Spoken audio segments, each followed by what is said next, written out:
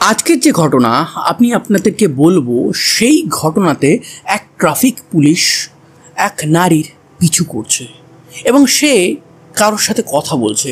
তাকে বারবার কেউ বলছে, আচ্ছা দেখুন তো ওই নারী চেন্নাই যাওয়ার বাসে উঠছে কিনা। এই নারী যাকে ট্রাফিক পুলিশ ফলো করছিল, সেই নারী কিন্তু ট্রাফিক পুলিশকে বলে যে আমি আমার ফোনটা হারিয়ে ফেলেছি, আমি কি একটা ফোন করতে পারি। ট্রাফিক পুলিশ কিন্তু সৎ মনে তাকে তার ফোনটা দেয়। দেওয়ার পর সে কাউকে একটা ফোন করে এবং সেই ফোনে খানিকক্ষণ কথা বলার পর যখন সেই নারী ট্রাফিক পুলিশকে আবার সেই ফোনটা রিটার্ন করে দেয়, তখন ট্রাফিক পুলিশের কাছে আর একটা ফোন এসে যায়।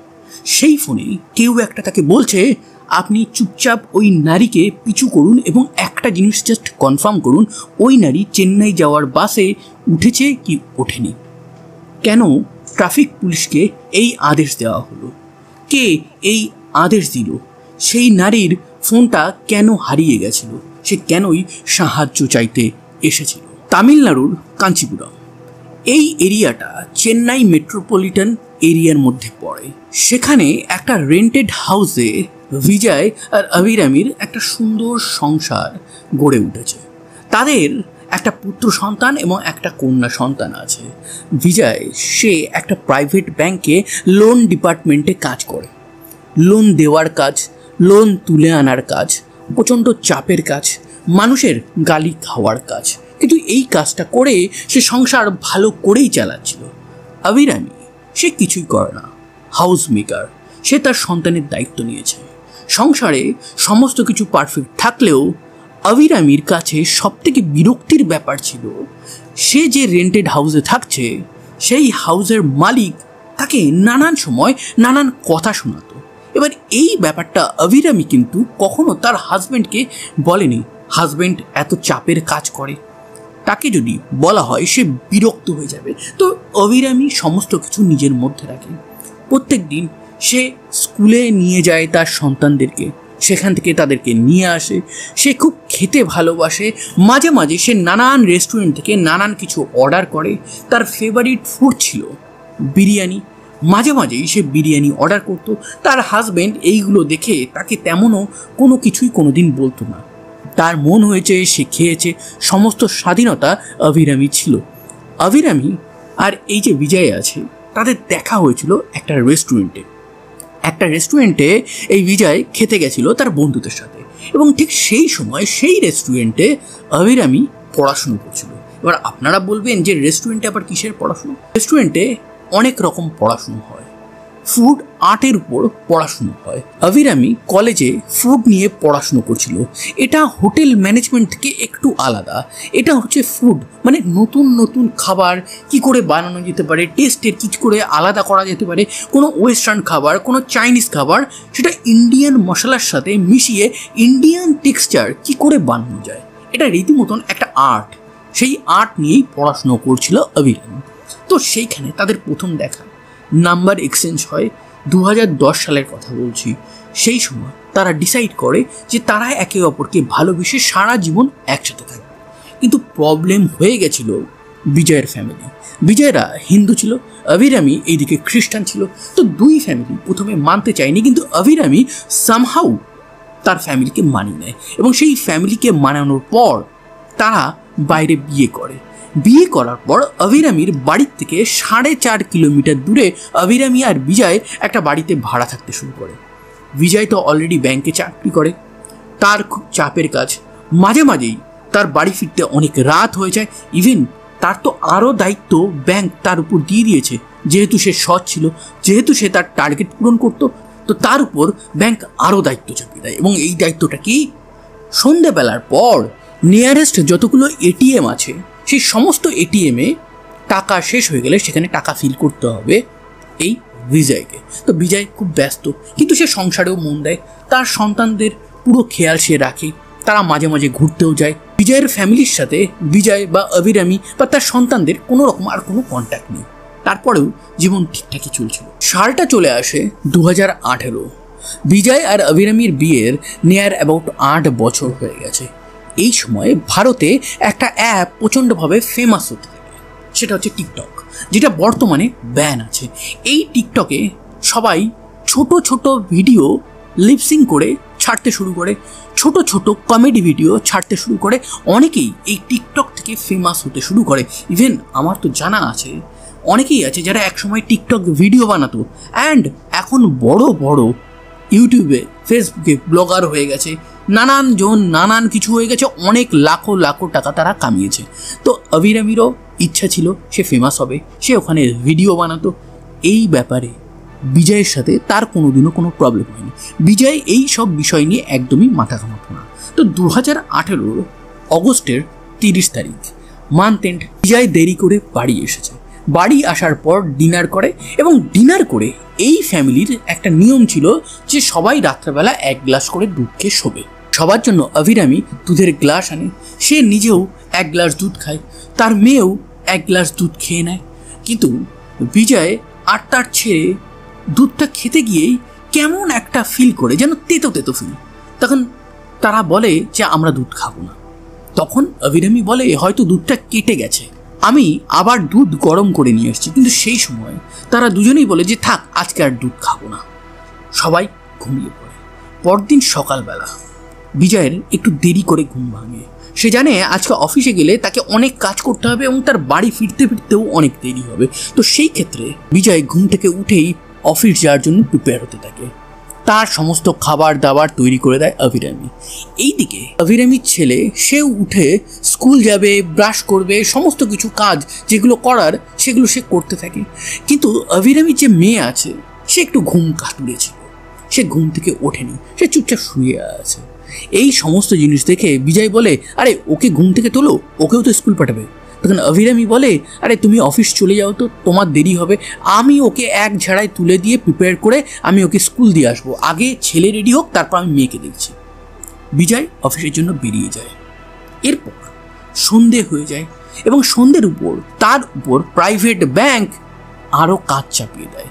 এটা মোস্ট অফ দ্য ব্যাংকে এইরকমই ওয়ার্ক এথিক ফলো হয়। তো সেই ক্ষেত্রে সেই ওয়ার্ক প্রেশার নিয়ে সেদিন বিজয় আর বাড়ি আসতে পারবে না, এটা বুঝতে পারে সে। যখন সে বুঝতে পারে যে সে আর বাড়ি আসতে পারবে না, সে সোজা অভিরামীকে কল করে।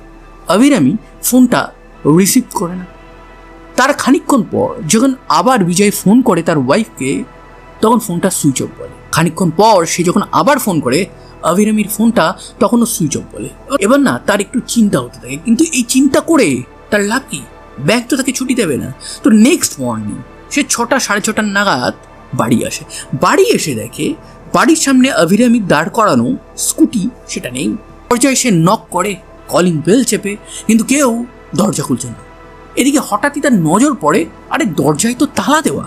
অভিরামী ছেলে মেয়েকে নিয়ে গেল তো কোথায় গেল, তার শ্বশুর বাড়িতে ফোন করে। শ্বশুর বাড়িতে ফোন করলে সে জানতে পারে অভিরামী সেখানেও যায়। এবার সে চিন্তিত হয়ে পড়ে। সে সঙ্গে সঙ্গে লোকজনকে ডাকে, সবাই মিলে ডিসাইড করে তালাটা ভাঙা হবে। তালা ভেঙে যখন বিজয় ঘরের মধ্যে ঢোকে, তখন সে দেখতে পায় ছেলে মেয়ে তারা তো বিছানাতে ঘুমাচ্ছে, কিন্তু সারা ঘর খুঁজেও সে অভিরামীকে খুঁজে পায় না। এবার তারা দরজার তালা ভেঙেছে, অনেক আওয়াজ হয়েছে, এত আওয়াজেও ছেলে মেয়ের ঘুম ভাঙলো না কেন। সঙ্গে সঙ্গে বিজয় তাদের পালস চেক করে, তাদের পালস নেই। অ্যাম্বুলেন্স ডাকা হয়, তাদেরকে হসপিটালে নিয়ে যাওয়া হয় এবং হসপিটাল থেকে বলা হয় তারা দুজনেই আর এই পৃথিবীতে নেই। বিজয় অবাক হয়ে যায়। বিজয় শুধু অভিরামীকে খুঁজছে। কেউ কি অভিরামী এবং তার 2 সন্তানের সাথে কিছু দুর্ঘটনা, কিছু বাজে জিনিস ঘটিয়ে দিয়েছে? সে প্রচণ্ডভাবে চিন্তিত আছে। পুলিশকেও খবর দিয়ে দেওয়া হয়েছে। বিজয়ের 2 ছেলে মেয়ের ময়না তদন্ত হয় এবং এই ময়না তদন্তের রিপোর্টে প্রথম দিকে তো তেমন কোনো কিছু বেরিয়ে আসে না, কিন্তু ভিসারার জন্য যখন রিপোর্ট পাঠানো হয় তখন জানা যায় এদের উপর এক্সট্রা ওষুধ ব্যবহার করা হয়েছিল এবং সেই ওষুধের এফেক্টেই তাদের মৃত্যু হয়েছে। কিন্তু বিজয়ের যে ছেলে ছিল তার গলায়, মুখের উপর একটা অদ্ভুত কিছু চিহ্ন আছে এবং সেইটা ডাক্তাররা বলে মোস্ট প্রবাবলি এর মৃত্যু ওষুধের দ্বারা হয়নি, একে বালিশ চাপা দিয়ে মারা হয়েছে। কিন্তু মারলোটাকে অভিরামী। আরে অভিরামীরই তো খোঁজ নেই। তো অভিরামীকে খুঁজতে পুলিশ কল ডিটেল রেকর্ড, তার লোকেশন, তাকে লাস্ট কে কল করেছিল, এই সমস্ত কিছু চেক করতে গিয়ে একটা নাম বারবার আসছিল, সেটা হচ্ছে সুন্দরাম। এই সুন্দরামের ব্যাপারে যখন সবাইকে জিজ্ঞাসা করা হয় সবাই একটু শক হয়ে যায়। পুলিশ বুঝতে পারে এই সুন্দরমের ব্যাপারে ফ্যামিলি কিছু তো একটা লোকাচ্ছে। তো তারা এই সুন্দরমের ব্যাপারে খবরের মাধ্যমে জানতে পারে বিজয় আর অভিরামীর রেন্টেড হাউস থেকে 5 কিলোমিটার দূরে একটা বিরিয়ানির দোকানের কর্মচারী হচ্ছে এই সুন্দরম। সেইখানে সুন্দরমকে গিয়ে যখন পুলিশ খোঁজ করে, সেখান থেকে অ্যাড্রেস নিয়ে পুলিশ চলে যায় এই সুন্দরমের বাড়িতে। সুন্দরমকে জিজ্ঞাসাবাদে বেরিয়ে আসে অনেক তথ্য এবং সেইখান থেকে তারা জানতে পারে পুরো ঘটনাটা কি। পুরো ঘটনাটা খুব সিম্পল, যেটাকে অভিরামী প্রচণ্ড কঠিন করে ফেলে। সেটা হচ্ছে 2018 সালেতে এই অভিরামী যখন টিকটক বানাতো, সেই সময় সে মাঝে মাঝেই বিরিয়ানি অর্ডার করতো এবং এই বিরিয়ানিটা ডেলিভারিকে দিত সুন্দরম। সুন্দরম যখন ডেলিভারি দিত, সে মাঝে মাঝেই ইমপ্রেস করার জন্য এই অভিরামীকে বলতো যে আমি আপনার জন্য এক্সট্রা মাংসের পিস নিয়ে এসেছি, এক্সট্রা রাইস নিয়ে এসেছি। ইভেন অনেক সময় ফ্রিতেও তাকে দিত। ফ্রিতে কি করে দিত?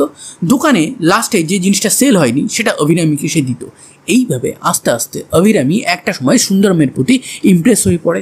তাদের মধ্যে প্রেম সাক্ষাৎ শুরু হয়। তারা টিকটকে একসাথে ডুয়েট ভিডিও বানাতো। এইভাবে সমস্ত কিছু চলছিল। কিন্তু অভিরামী ভুলে গেছিল সে একটা রেন্টেড হাউসে থাকে। সেই রেন্টেড হাউসের যে মালিক ছিল সে মাঝে মাঝে অভিরামীকে বলতো একটা ডেলিভারি বয় মাঝে মাঝেই তোমার ঘরে কেন আসে, অতক্ষণ কেন থাকে। এই কোশ্চেনিংয়ে বিরক্ত হয়ে অভিরামী আর সুন্দরম তারা হোটেলে দেখা করতো। 2018 মার্চ মাস একদিন বিজয় তাড়াতাড়ি বাড়ি চলে আসে। এসে দেখে যে তার ওয়াইফ বাড়িতে নেই। সেদিন সে সোজা তার সন্তানদেরকে জিজ্ঞাসা করে যে তোমাদের মা কোথায়। তখন ছেলেটা বলে যে মা তো সুন্দরম আঙ্কেলের সাথে হোটেলে গেছে। এবং এই জিনিসটা শোনার পর সোর্স লাগিয়ে এই বিজয় খুঁজে বার করে কোন হোটেলে এই সুন্দরম এবং তার ওয়াইফ আছে। এখানে সে অভিরামীর মা বাবা ভাইকে নিয়ে যায়, ডাইরেক্টলি কনফ্রন্ট করে এবং এই কনফ্রন্টেশনের ফলে অভিরামী ক্ষমা চায়। সে বলে আমি আর এরকম কর্মকাণ্ড কোনোদিনও করব না। সে শুধরে যাবে। কিন্তু সে কি শুধরে গেছিল? না, সে শুধরে যায়নি। সে একটা মাস্টার প্ল্যান করছিল এই পুরো গোটা ফ্যামিলিটিকে এই পৃথিবী থেকে সরিয়ে দিয়ে তাদের টাকা পয়সা নিয়ে এই সুন্দরমের সাথে একটা সুন্দর লাইফ করার। একটা ফেক প্রেসক্রিপশান দিয়ে কিছু ওষুধ সে একটা নিয়ারেস্ট দোকান থেকে কিনে আনে। তারপর দুধের মধ্যে সেই ঘুমের ওষুধ মিশিয়ে দেয়। বিজয় এবং তার ছেলে সেই দুধটা খায় না, কিন্তু অভিরামী আর তার মেয়ে খায়। অভিরামীর দুধের মধ্যে কোনো ওষুধ ছিল না, তো মেয়ের দুধে ছিল। পরের দিন সকালবেলা অভিরামীর মেয়ে সে মারা যায়। এই জিনিসটা বুঝতে পেরেই অভিরামী তার হাজব্যান্ডকে তার মেয়েকে ডাকতে বারণ করে। তার ছেলে বেঁচে গেছিল। কিন্তু অভিরামীর হাজব্যান্ড বিজয় যখন অফিস চলে যায়, তখন আবার দুধের মধ্যে ওষুধ মিশিয়ে অভিরামী তার ছেলেকে দেয়।